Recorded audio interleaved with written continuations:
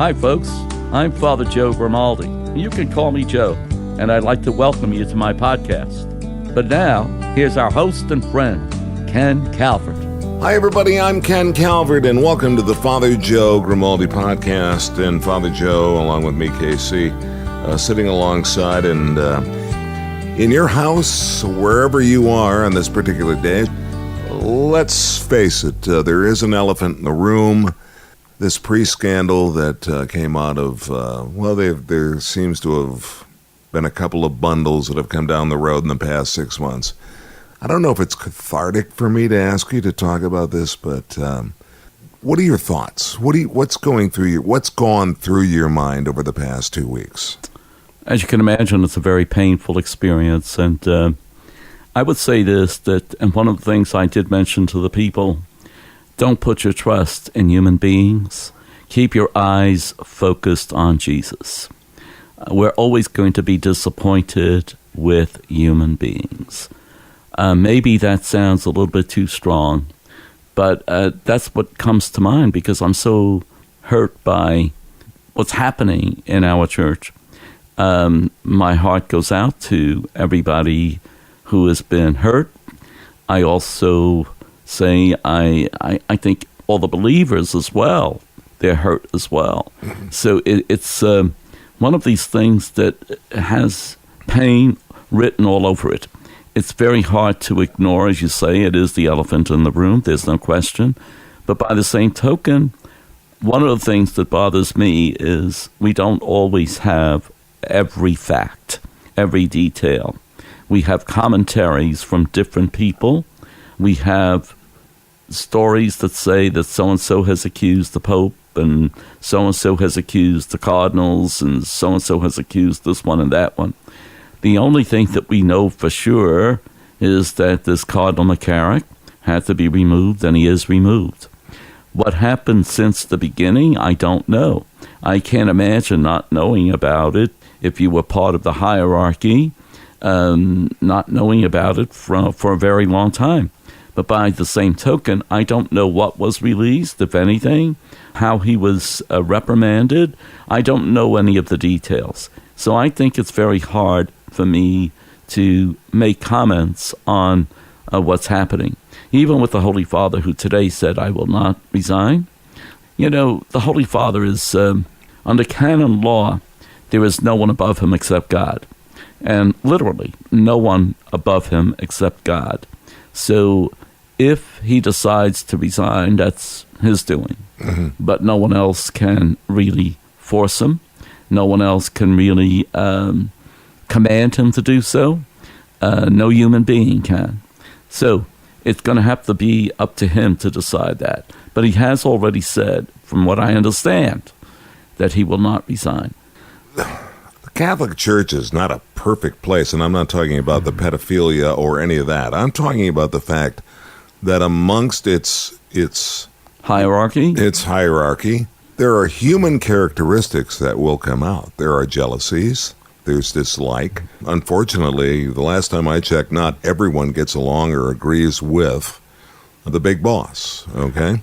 No, I think one of the things that you read about in recent articles and commentaries is the fact that he and the former pronuncio to the United States, Vigano, were at odds right from the very beginning. Vigano did not want to be the ambassador to the United States, and he mentioned it to the Holy Father a number of times. Against his wishes, he was assigned to the United States, and so his office was right there on Embassy Road in Washington, D.C., as the pronuncio, which is the Vatican way of saying ambassador to the United States. So you can see there was no love lost between the Holy Father and Vigano, who wrote that letter a few times, twice, I'm told. At least that's what we read. What went on there is really human in so many ways, as you say. Right. But if you look at the 12 apostles, yeah, Jesus picked people with faults. If you look at Peter himself, the leader of the church, the leader who denied him 3 times when Christ was about to be crucified. Oh, I don't know the man. It must be I don't know him at all, and so on and so forth. But you speak like, well, I don't know him at all.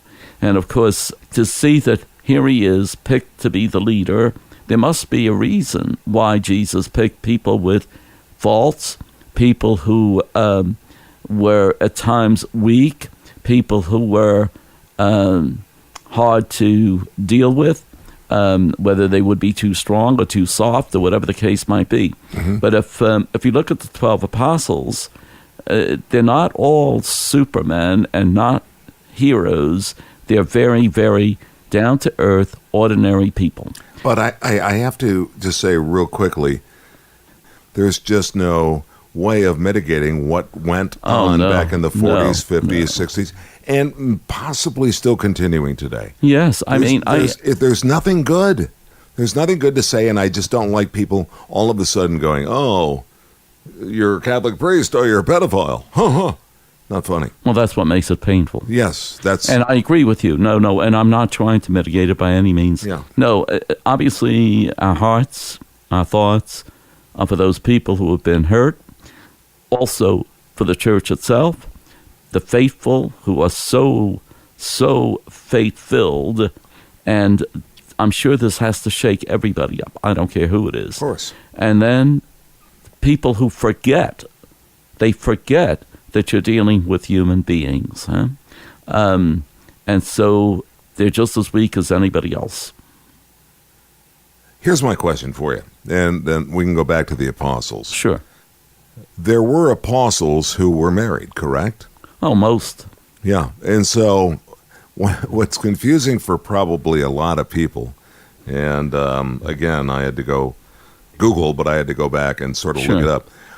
I wanted to know when celibacy came into the Catholic Church and why, if the apostles, being as strong and as powerful and as wonderful as they were married men. And I read an article from, I think the fellow's name, and I don't have it in front of me. He said everyone has a vision of what the apostle looks like, but no one basically has the vision of what the wife would look like. I found that interesting. Okay, that the fact that, like, oh, wait a minute, I never even thought about the fact that the apostles were married. I just assumed that they were celibate. Oh, you just look, there's a story in the Gospels about Peter's mother-in-law. And so he had to be married if he had a mother-in-law. Of course. In any case, no, celibacy, I think, came about around the year 1000. Celibacy came about for a number of reasons, okay? First of all, instead of going back to the year 1000, look at what it takes to support a priest today. It would be almost impossible to support a family because the congregation cannot do it financially.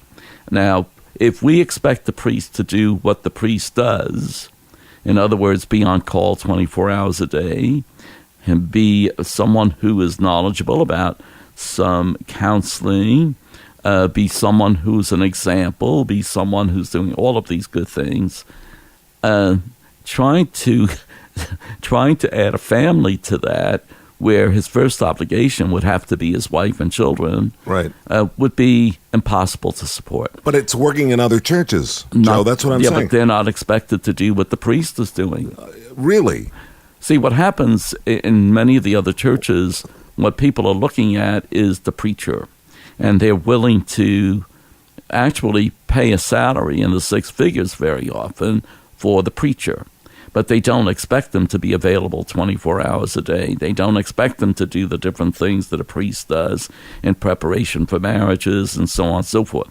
So, yes, it can be done if he's, someone that the people have interviewed all these different preachers, and he comes in, he and his wife, his family come in, and they give him a salary that's commensurate with the needs of a family, and everything works. But with a priest, plus the things he does, is not going to be easy to support. Right. It says here the church was 1,000 years old before it definitively took the stand in favor of celibacy in the 12th century at the Second Lateran. The Lateran Council. The Lateran Council held in 1139. When a rule was approved forbidding priests to marry, in 1563, the Council of Trent reaffirmed the tradition of celibacy. Here's my question for you. Do you think if priests were, and I know some are, given certain circumstances, allowed to marry, would that possibly help eliminate what might be a systemic problem as at least perceived by outsiders to eliminate the need you know what I'm trying to say. I know what you're saying. I wish I was better prepared because the statistics tell us. I know, but I'd rather just be candid instead of always... candidly, yes. Statistics tell us that the percentage is 0.06 compared to the whole presbyterate in the United States and the world. If you look at the percentage of the numbers of people involved in that, people would be amazed that it's so small.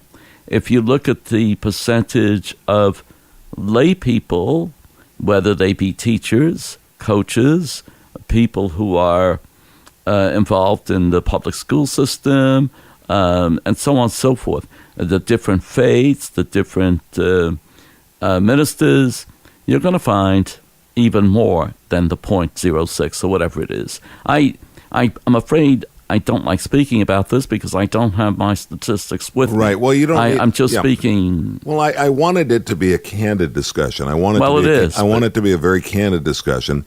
We both. I mean, it's sickening, and it's too bad that for whatever reason it went on and may in some cases continue to go on. However, I think it's probably not as rampant as it may have once been. No, because in the year 2002, I believe, there were very strict, no tolerance at all for that kind of thing.